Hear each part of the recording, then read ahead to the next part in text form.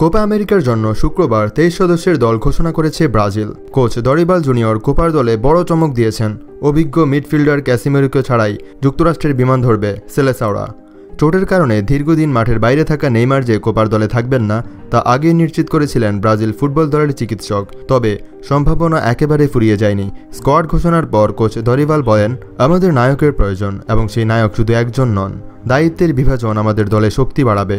সৃষ্টিকর্তা চাইলে নেইমারের মতো খেলোয়াড়ের খেলার কিছুটা হলেও সম্ভাবনা আছে।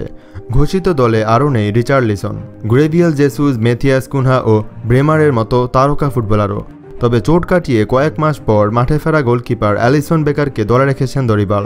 দলে প্রথমবারের মতো ডাক পেয়েছেন 24 বছর বয়সী স্ট্রাইকার ইভানিলসন। আনন্দে উজ্জীবিত ইভানিলসন তার প্রতিক্রিয়ায় জানান, এই আনন্দের কোনো সীমা নেই। ফুটবলার হতে চাওয়ার সময় থেকে স্বপ্ন ছিল জাতীয় দলে খেলার মাধ্যমে দেশকে সেবা করার।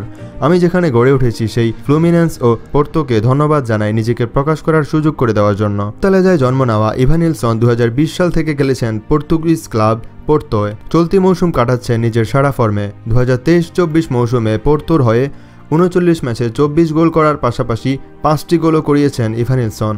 এর মধ্যে 4টি গোল করেছেন চ্যাম্পিয়ন্স লিগের চলতি মৌসুমের গ্রুপ পর্বে।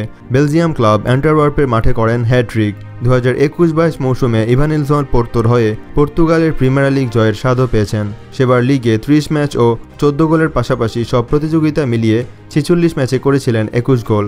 কোপার আগে 8ই জুন মেক্সিকো এবং 12ই জুন যুক্তরাষ্ট্রের বিপক্ষে প্রীতি ম্যাচ খেলবে ব্রাজিল। 20 জুন থেকে শুরু হবে কোপা আমেরিকা। ব্রাজিল আছে ডি গ্রুপে। গ্রুপে তাদের প্রতিপক্ষ কলম্বিয়া, প্যারাগুয়ে ও কোস্টারিকা। আমাদের পেজটিকে ফলো করে সাথেই থাকবেন। এরকম আরও ইনফরমেটিভ তথ্য পেতে চ্যানেলটি সাবস্ক্রাইব করে রাখবেন। YouTube channel Fahim Rahan. ধন্যবাদ সবাইকে।